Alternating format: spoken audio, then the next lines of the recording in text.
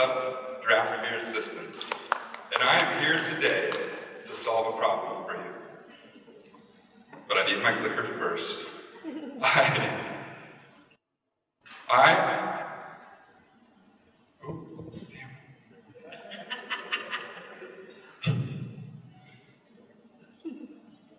I founded my company back in Washington in 2008 in a shed next to my house. And since then, we have grown substantially to a much, much larger place in Indianapolis, Indiana. And we service hundreds upon hundreds of accounts all over the world. At the beginning of 2022, I did a little bit of a zoom out to see where we were growing the best and what customers we were providing the most value to. And our airport customers stuck out like a sore thumb. The problem is, I didn't know anything about airports, so I set out to learn. I went to AXN, I went to AMAC, I went to ACI, and I learned, and I met a lot of great people, and I learned a lot of stuff. I learned that you guys have acronyms for everything. I learned that staffing is a giant pain in your butt. And I learned that you all share a common problem that is so commonplace that you've all just accepted it as an everyday way of doing business. And that problem is it's a pain in the ass to pour beer. It is a pain in the butt to pour a beer. It's such a pain to pour a beer that every year in the United States, about $1.75 billion worth of draft beer is dumped down the drain. Boo. Boo, it's criminal. Your parents thought you to not cry over spilled milk because they wanted you to save your tears for this? Yeah. Not only that, it took a lot of energy to waste that beer. You had to staff extra people. Farmers had to grow and harvest extra crops. You had to be extra late getting home to your significant other because that, just one more beer, babe, took a little too long to get to the table. It's destroying the fabric of America, and I won't stand for it. I have a solution, as I said, and that solution, behold, beers that magically fill up through the bottom. Stop it automatically, and don't waste a drop of beer doing it. Yeah. Now, I know what you're thinking. Wow, this guy just saved my marriage. And yes, that is true. But it is so much deeper than that. You see, on average, about 30% of every keg is wasted. Every keg of beer, about 30%. That is the national average. There are 100 20-ounce servings in a keg of beer.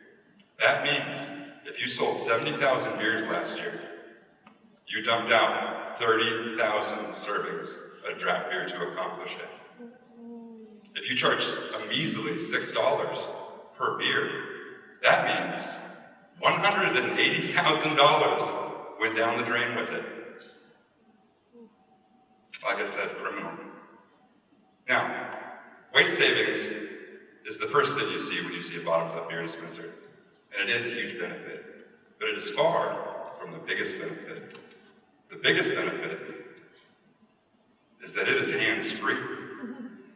Let's take a minute and analyze a pour from a beer faucet. Yes, you can see, definitely not hands-free. There is a hand in use, in fact.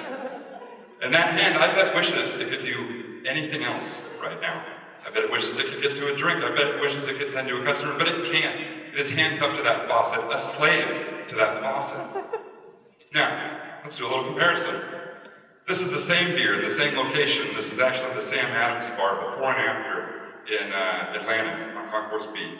You can see that beer is very much filling itself up by itself. And she's free to do other things. She went and checked on a customer, she gave somebody their check, she cleaned a little bit. When she came back, that beer was waiting for her.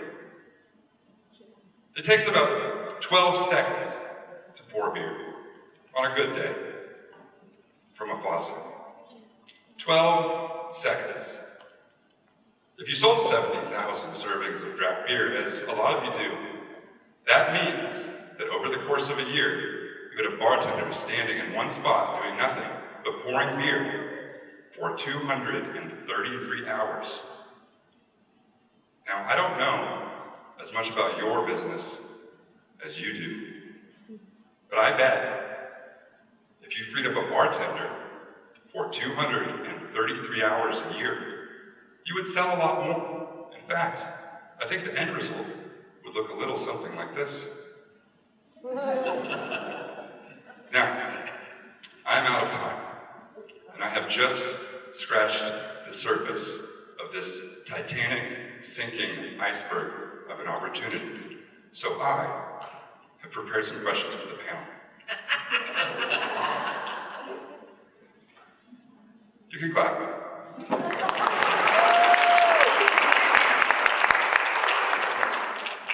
So, we have a question from the panel here.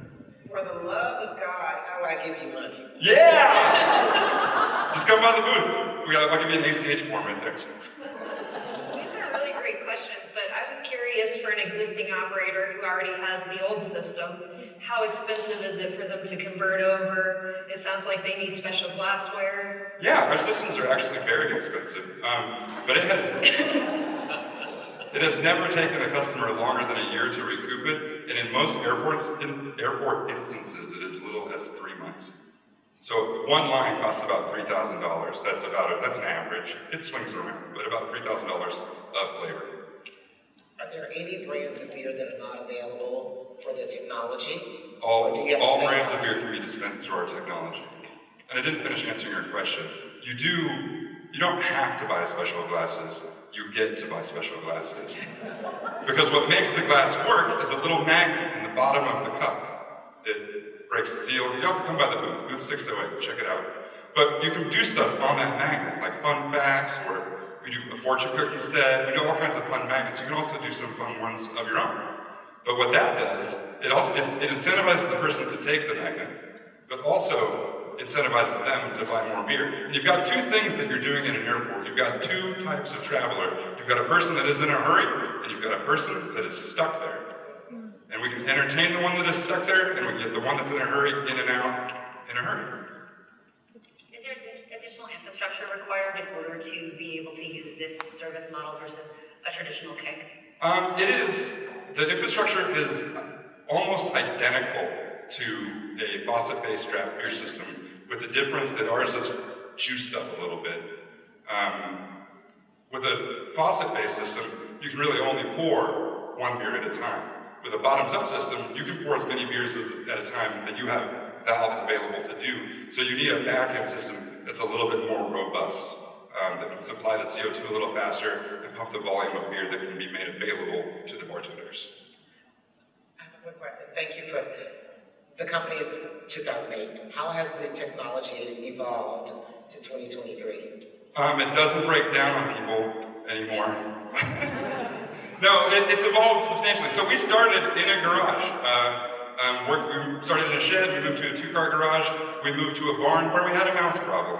And now, we're working out of a very large manufacturing facility in Indianapolis, Indiana, and every step of that way, the product has gotten a little bit better. In fact, we practice what is called lean manufacturing. Some of you may be familiar with it. So every day, our product is getting a little bit better. The control, and to shore that up, the product comes with a lifetime warranty. And it's a no BS lifetime warranty. If something breaks or goes wrong with the dispenser, you get free components to fix it. So we stand behind our product because unlike a beer wholesaler or a beer distributor, they're selling you what's being wasted. If you're wasting beer with our system, you're not going to be happy with the system, and you're going to want your money back, and I'll have to give you your money back because it also comes with a 100% satisfaction guarantee. So if you're not happy with the system, I'll give you a full refund, and I've only ever had to do that once. You showed the map with all the locations. How many of those are airport locations? Great question. So when I did my little zoom out, like seeing where we were growing, I saw tremendous growth with Star Concessions. Gilbert Aronson. Yeah, there they are right there. What do you guys think of Bottoms Up? So we saw tremendous growth in 1 year with them. What are we up to, like 7 bars with you guys now? Yeah, and we're in every bar they open, just as standard equipment now. Concessions International, I don't want to speak for them, but they alluded to the same thing. The Sam Adams bar has gone phenomenally well, so I encourage you to seek out Charles and ask him questions. In fact, I encourage anybody to get on our website, find the map, pick a dot, pick up the phone, and call the customer that is that dot and ask them if they like the system. I think it's really compelling. I mean, obviously the rate of return is incredible and the lack of waste. What are the objections and hurdles? Why are you not in every single bar already? This is one of my favorite questions. So why are we not in every, this is a long question, a long answer. I'm going to try to say it as fast as I can. Why are we not in every bar already? I had a daydream and turned it into a product. I don't know if you guys know this, but the first cell phone call was made in 1973. And I don't think any of you had cell phones in 1983. So it takes a while. I didn't realize when I invented the product, yes, I invented the product, but there are no machines to make the product. And if you pick up the phone and you call a cup company and ask them for cups with holes in the bottom, they will hang up on you. So not only did we have to invent the dispenser and the cups and glasses that go with it, but we had to invent the assembly lines and the machines, and the ring that goes in the bottom of our glass took 3 years to develop because it had never been done before. And then there's the other thing. The main pushback that we get is upfront cost. It's kind of a moot point in an airport because of how fast the ROI is. It's outrageous. I mean, when you're watching an airport bar, thank you, Molly. When you watch an airport bar operate and it's busted guts customers and they set down 3 beers, turn around, make a bunch of drinks, grab a check, and then turn around and grab those beers, they couldn't have done that if those beers hadn't been filled up themselves. So we see food go up all sales go up when you have a bottoms-up beer system. And then another pushback we get is custom-shaped glassware. We only have the standard shapes. We had to fish where the fish were, and we had to start there. If you have a brand that won't let you put a bottoms-up system in because we don't supply their fancy schmancy shape, I say you show them the numbers that I just showed on these slides and say, you pay me this much money and I won't put bottoms up in. Come on, you gotta have some more. This is fun. I think it's great from a customer service perspective. Obviously, it frees up the bartender to, be of service to the customers a little bit more. But as far as the glassware, does that mean that they have to purchase all of their glassware from you for their bar? Yes, they do have to purchase all of our glassware from us. But our glassware, so in the glassware biz, let's say, there's a bunch of middle layers. We don't have that. So our glass is actually on par with a glass without a hole. Any leakage, like on the bottom? I noticed that when the bartender was picking it up, it looked like there was a lot of foam and some drippage coming as there's rain. I would be lying to you if I said we never had a leak. Sometimes it happens, a magnet could be damaged, or a server could have put silverware in the glass and dented the ring. So it does happen occasionally. It is no more messy than draft. It's actually quite a bit less messy than faucet-based draft beer system because there's really no foam and no spillover.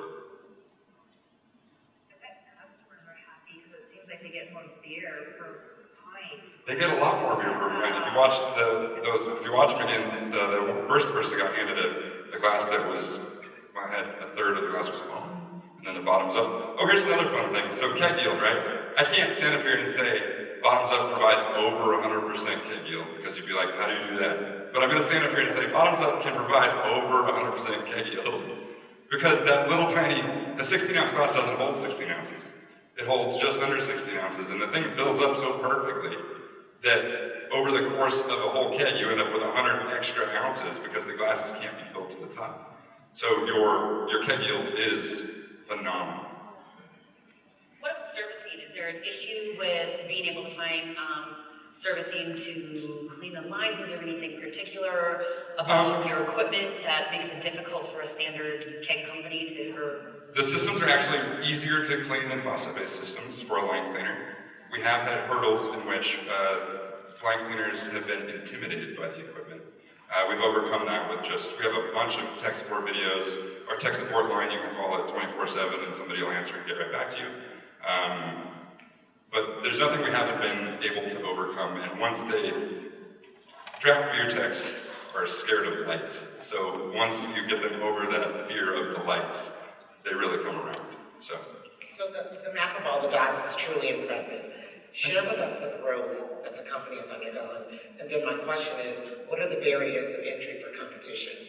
Could this possibility be duplicated, or how do you keep a hold of it? I'm not sure, can you rephrase the first half of that question? How have your sales grown over a period of time that you invented the product? Well, that kind of got rattled by the pandemic. So the pandemic, you guys were there with us, right? All of our customers were shut down, and we are just now seeing a rebound to pre-pandemic sales. So it's been the stutter stop, but I think it's getting better. What do you guys think? Is it getting better? It's getting better. Okay. I know I didn't answer your question, Yes. but what's the second part of it again? Sorry. No, the second part of the question was, is there an opportunity that this can be duplicated in competition? So we have loads and loads of IP protecting our product. That doesn't mean people haven't tried to knock it off. That has happened. There are other competitors. There's a company called Reverse Tap. I strongly encourage you to do your diligence before you buy it. That's all I have to say. Yeah. Does it work with all types of beer, draft beer, such as like nitro, or are there certain limitations? No, it works with all types of draft beer. It is actually certified by Guinness to serve Guinness in a high-speed environment. Do you find that the beer companies think that it's a great pivoting point so that their beer is served consistently? No, actually, no. We actually have gotten pushback from beer companies because they are afraid.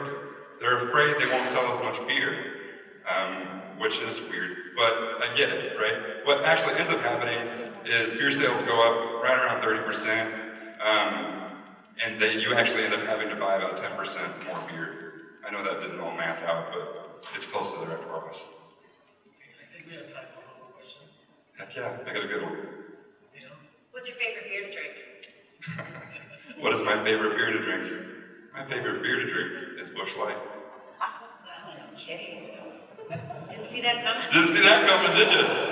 So the backstory to that is, when I started Bottoms Up, we had to do research and development. And you cannot use any other liquid than beer to test a valve that dispenses beer because beer foams, right? We couldn't use water to test it. So we got the closest thing we could to water in both price and consistency. And that was Busch Light. And I fell in love with it. You know, like a prisoner of war camp falls in love with a soup? You know, it's the same thing, okay? Leave me alone. Okay. All right, Wayne, thank you very much. Is that it? All right, thank you guys.